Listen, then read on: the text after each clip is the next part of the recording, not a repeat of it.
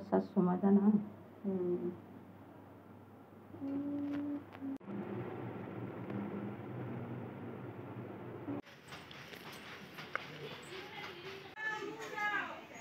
বল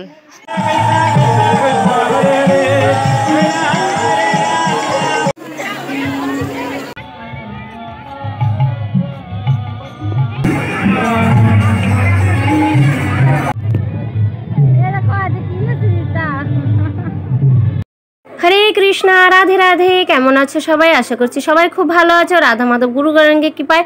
তো গতকালকে ছিল মায়াপুর বোট ফেস্টিভ্যাল, মানে নৌকা বিহারের লাস্ট দিন। তো গতকালকে আমার ছুটি ছিল, মায়াপুরে আমি যাইনি সেবায়। তো ভাবলাম রাধা মাধবের জন্য তাহলে ভালো একটা ডিশ বানিয়ে নিয়ে যাই, অন্যদিন তো টাইম কম থাকে। তো আজকে যেহেতু টাইমটা বেশি ছিল, তো আমি আলু সিদ্ধ বসিয়ে দিয়েছি, আর এদিকে ময়দা মেখে, অল্প জল দিয়ে ময়দা মেখে রেখে দিয়েছিলাম আধ ঘন্টার জন্য। আর আলুগুলো সিদ্ধ হওয়ার পর ওইগুলো একদম সুন্দর করে ওই যেটা দিয়ে কুচানো হয় না, ছোট ছোট করে, ওটা দিয়ে কুচিয়ে নিয়েছি। ওটার মধ্যে নুন দিয়ে তারপরে ওটার মধ্যে দেব।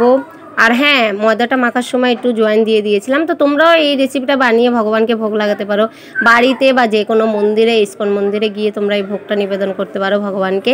তো শুকনো লঙ্কার গুঁড়ো দিয়ে দিলাম, ধনে জিরের গুঁড়ো, গরম মশলা গুঁড়ো, আর এই টাইমে ধনেপাতা ছিল না আমাদের কাছে, তো ধনেপাতাটা দিলে আর একটু ফ্লেভারটা ভালো আসে, আর কস্তুরি মেথিটা দিলেও ভালো হয়। ঠিক আছে, তো এগুলো দিয়ে নেবে, আর ধনে জিরের গুঁড়ো দিয়ে নেবে, আর একটু হলুদ গুঁড়ো দিয়ে নেবে। হলুদ গুঁড়ো দিয়ে ভালো করে মেখে নেবে। ওটার মধ্যে একটু চালের গুঁড়ো দিলে আরও ভালো হয়, ক্রাঞ্চি হয় জিনিসটা। যেটা বানাবো সেটার নাম হচ্ছে মিনি সমোসা রোল।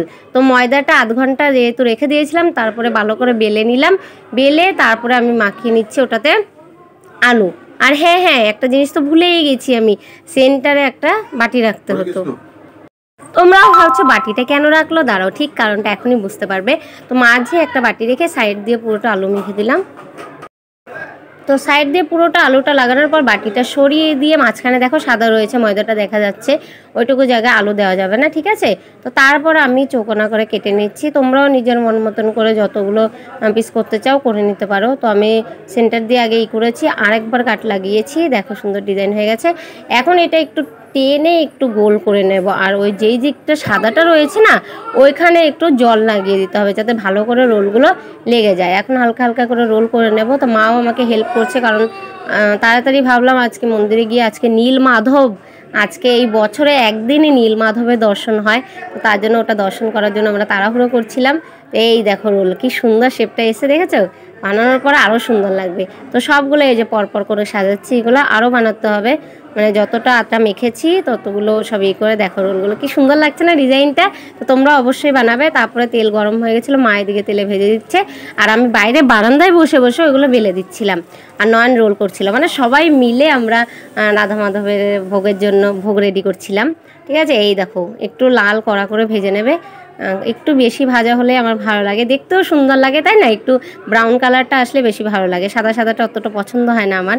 তো এই দেখো এদিকে ভাজা হয়ে যাচ্ছে। তারপরে গপুর জন্য আমি ভোগ লাগাতে নিয়ে এসেছিলো, কারণ গপু আগে খেয়ে নেবে। গপুকে তো আমরা রেখে যাবো, গপুকে এখানে নিয়ে যাবো না এই ভিড়ের মধ্যে, গরমের মধ্যে।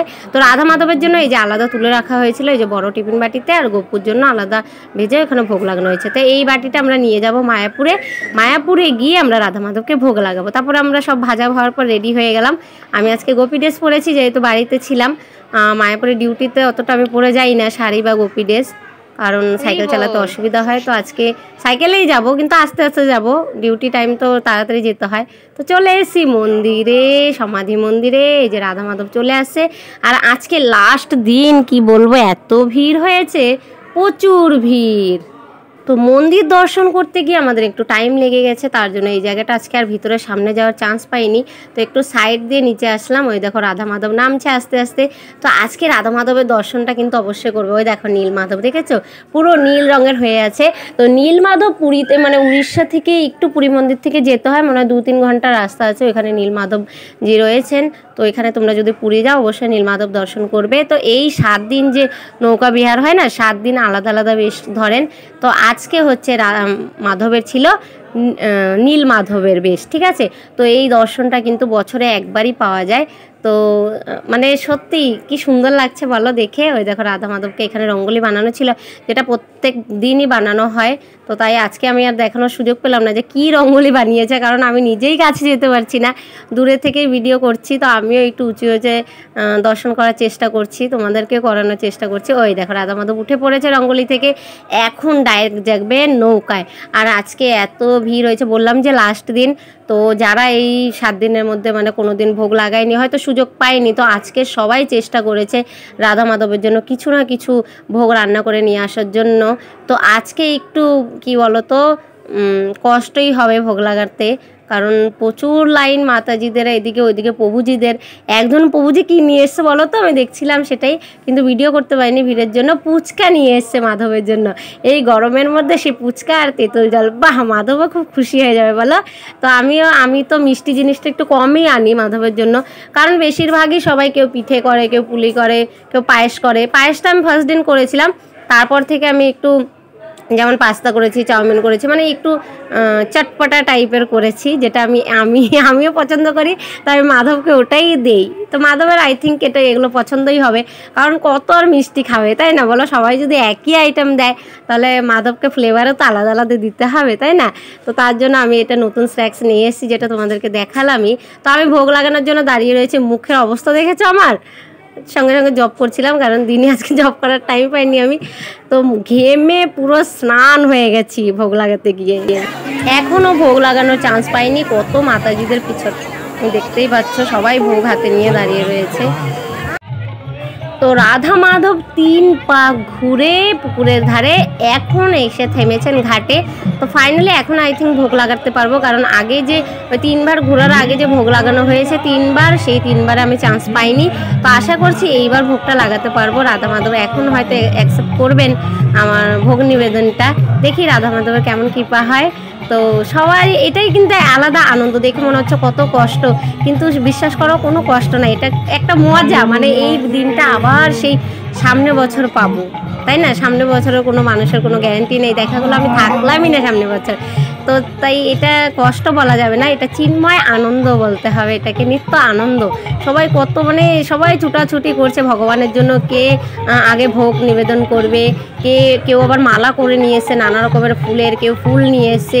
আর ভোগের আইটেম তো কি বলবো, আমি কোনো কিছু নামই জানি না অনেকের, মানে কোনো বিদেশি মাতাজিরা কি আইটেম বানিয়ে নিয়ে এসছে কি জানি, মানে প্রথমবার দেখেছি এরকম মনে হচ্ছে।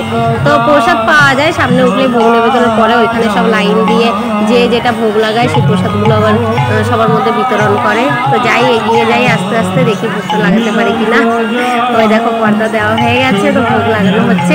এই টিপে তো পেলাম না, তো 3 বার ভোগ নেবে, আবার সেই রাধা মাধব 3 বার ঘুরবে, আবার সেই ভোগ নিবেদন হবে। তো দেখি এবার চান্স পাই কিনা।